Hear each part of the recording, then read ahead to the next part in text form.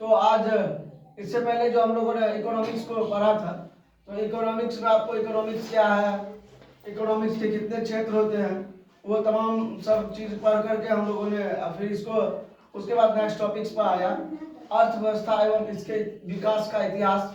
ये आपके चैप्टर का नाम है। तो मैं उससे पहले आप लोगों को एक जुनून जगाता हुआ कि, और वो आपके सामने कीवर्ड्स है कि जिसने भी खुद को खर्च किया है, जिसने भी खुद को खर्च किया है मतलब कि अपने आप को पूरा मेहनत किया है, दुनिया में उसी को गूगल पर सर्च किया है, दुनिया ने उसी को गूगल पर सर्च किया है। नेक्स्ट है आपका क्या, देखिए भारत में एक योजना आयोग है जो आने वाले 5 वर्षों के लिए आर्थिक विकास की योजना बनाता है, आने वाले 5 वर्षों के लिए। जैसे अभी ये आपका जो है 24 चल रहा है, तो जैसे 24 चल रहा है 2024, तो आने वाले 5 वर्ष के लिए तो 2029, तो इनके बीच सरकार की क्या योजना है, सरकार कितने योजनाओं को प्रस्तावित किए हैं। तो ये योजना को जो है, ये योजना दे करके जो बिहार की स्थिति या भारत की स्थिति जो है उनको सुदृढ़ करते हैं। ठीक है, अब देखते हैं योजना आयोग का गठन जो है वो 15 मार्च 1950 में हुआ था। This is most VVI questions, ये आ सकता है अभी की बार एग्जाम में। ठीक है, और योजना आयोग का जो है पदेन अध्यक्ष देश का प्रधानमंत्री होता है। और भारत में पहली पंचवर्षीय योजना 1951 से 1956 में, और भारत में 11वीं पंचवर्षीय योजना जो थी वह 2007 से 2012। ठीक है, अब आते हैं हम लोग भारत में आर्थिक विकास का श्रेय आर्थिक नियोजन को दिया जाता है। तो आपको बीबीआई में ये भी बीबीआई पॉइंट्स है कि भारत में किस विकास को या फिर भारत में आर्थिक विकास को विकास का श्रेय किसको दिया जाता है, तो आर्थिक नियोजन को दिया जा सकता है। ठीक है, नियोजन का मुख्य उद्देश्य क्या है। देखिए हम तो कोई काम करते हैं, उनका मुख्य उद्देश्य होता है। जैसे हम लोग पढ़ाई करते हैं तो पढ़ाई करने का मुख्य उद्देश्य है कि हम लोगों का रिजल्ट बेहतर होना, हम लोग जो है पढ़ लिख करके समाज में नाम कमाएंगे और दुनिया हमको जानेगी।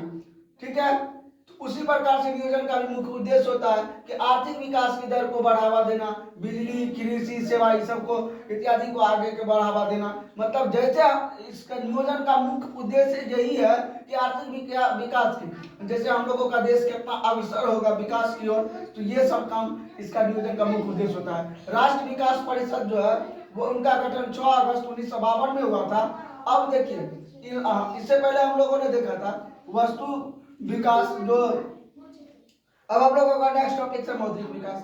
मौद्रिक विकास क्या है, तो मुद्रा सबसे पहले जानिए। मौद्रिक विकास में मुद्रा का सबसे ज्यादा उपचार हुआ, और मुद्रा जो है, मुद्रा एक प्लास्टिक का टुकड़ा है, मुद्रा एक धातु का भी टुकड़ा है। जैसे 1 रुपया 2 रुपया वाला वो सब धातु सब का सिक्का बनता है, तो मुद्रा क्रय विक्रय का एक साधन है। कोई भी चीज को खरीदते हैं, कोई भी चीज को बेचते हैं, तो उनका एक साधन है। उसी में एक आता है वस्तु विनिमय प्रणाली, जो वस्तु से वस्तु के बदले में लेन देन किया जाता था। इससे पहले बहुत पहले की बात किया जाए तो जब मौद्रिक विकास का जब प्रचलन नहीं हुआ था, तो उससे पहले हम लोगों के यहाँ वस्तु विनिमय प्रणाली चलती थी। यदि हम लोगों को कोई वस्तु जो है चाहिए था तो हम लोग वस्तु के बदले वस्तु को देते थे। जैसे हम लोगों को गेहूं खरीदना है तो गेहूं, किसी को मूंग लेना है तो मूंग वाले गेहूं लेता था और गेहूं वाले मूंग लेता था। तो इस प्रकार की वस्तु विनिमय प्रणाली में होती थी। तो आपको क्वेश्चन अगर यदि पूछा जाए कि वस्तु विनिमय प्रणाली क्या है, तो आपको कहना यह एक ऐसी प्रणाली है जिसमें वस्तु से वस्तु का लेन देन की प्रक्रिया की जाती है। अब आते हैं मौद्रिक प्रणाली। मौद्रिक प्रणाली कहता है भाई तुम वस्तु प्रणाली नहीं, अब तुम पैसा दो और वस्तु खरीदो। यहाँ कोई वस्तु के बदले वस्तु का लेन देन नहीं, तुम पैसा दो और वस्तु खरीदो।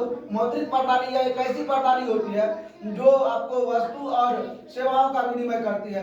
अब इसमें देखिए कुछ ऐसे बात होते हैं कि दुनिया बहुत ज्यादा डेवलपमेंट कर चुकी है, तो जिससे एक आपको कंप्यूटर आता है, और कंप्यूटर के अकॉर्डिंग अभी तमाम काम जो होता है। और कंप्यूटर क्या है, तो कंप्यूटर एक जो है इलेक्ट्रॉनिक मशीन है।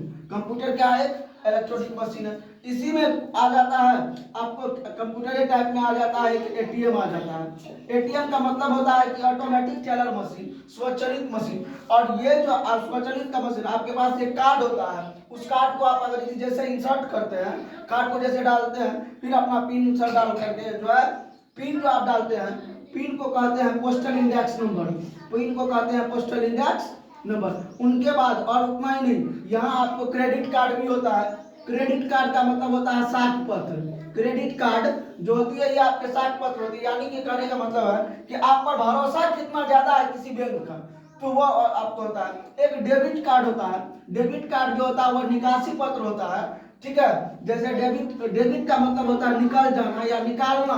तो अब जैसे कि किसी के अकाउंट से 5 रुपया डेबिट हो गया, तो मतलब 5 रुपया निकल गया, 5 रुपया आप लोगों ने आपने किसी को पेड कर दिया, उसी को दूसरा भाषा में हम लोग वही जो होता है एक विड्रॉल होता है। विड्रॉल का मतलब भी होता है निकासी, ये आपका बैंकिंग वर्ड होता है। तो क्रेडिट क्या है? क्रेडिट एक साख पत्र है जो आप पर भरोसा करती है, जो आप पर साख बनाए रहती है कि इनका क्रेडिट बेहतर है। तो आपको कहीं भी सरकारी सेवाएं या बैंकिंग सेवाएं या लोन सेवाएं ये सब आपको मिल सकती है। तो आप डेबिट का मतलब होता है कि अगर यदि आपके पास अकाउंट में 5,000 पैसा है, आपके अकाउंट में 5,000 पैसा है, आपने क्या किया कि 4,000 रुपया निकाल लिया, यानी कि आप इस पैसा को डेबिट कर लिए हैं, आप अपने अकाउंट से 4,000 पैसा आपका डेबिट हो गया है, समझ गए। और एक होता है डिपॉजिट,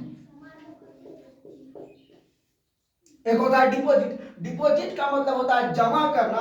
हम लोगों ने मान के चलिए हम लोगों के पास अकाउंट से 5,000 रुपया लेके गए और 5,000 रुपया लेकर के गए, उसमें हम लोगों ने क्या किया, बैंक में डिपॉजिट कर दिया, यानी कि हम लोगों ने बैंक में जमा कर दिया। Now that's all.